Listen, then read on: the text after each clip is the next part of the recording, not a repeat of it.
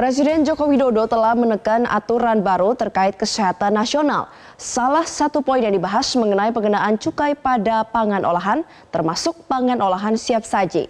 Aturan ini pun menuai pro dan kontra dari masyarakat. Aturan ini juga mendapatkan perhatian khusus dari anggota DPR RI perihal pelaksanaan dan juga pengawasannya. Presiden Joko Widodo merestui agar pangan olahan termasuk makanan siap saji dikenakan cukai. Aturan itu tertuang dalam Peraturan Pemerintah Nomor 28 Tahun 2024 Pasal 194, di mana aturan itu bertujuan untuk mengendalikan serta menentukan batas maksimal kandungan gula, garam, dan lemak. Menanggapi aturan itu, Direktur Komunikasi dan Bimbingan Pengguna Jasa Direktorat Jenderal Bea dan Cukai Kementerian Keuangan Nirmala Dwi Herianto mengatakan opsi pengenaan cukai terhadap makanan cepat saji masih bersifat usulan dari Kementerian Kesehatan. Sementara itu, anggota Komisi 11 DPR RI Charles Mekiansah meminta pemerintah memastikan kebijakan itu tidak merugikan pelaku usaha kecil seperti UKM dan UMKM. Charles pun mempertanyakan bagaimana implementasi dari pengenaan cukai itu kepada pelaku usaha kecil, terutama pedagang kaki lima. Yayasan Lembaga Konsumen Indonesia ikut mengomentari aturan pengenaan cukai pada masakan cepat saji sebagai upaya pengendalian gula dan lemak. Menurut Ketua Pengurus Harian Yayasan Lembaga Konsumen Indonesia Tulus Abadi, aturan tersebut menjadi sarana pemerintah untuk bersungguh-sungguh membangun kesehatan publik menuju generasi emas 2045 mendatang.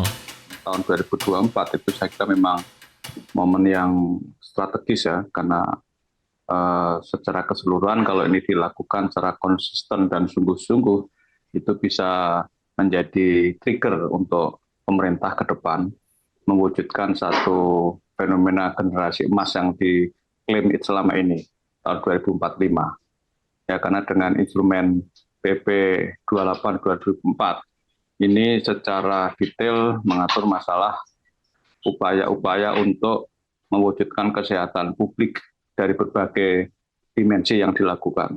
Ya, khususnya untuk masalah kesehatan secara langsung, misalnya menyangkut upaya pengendalian garam, gula, lemak.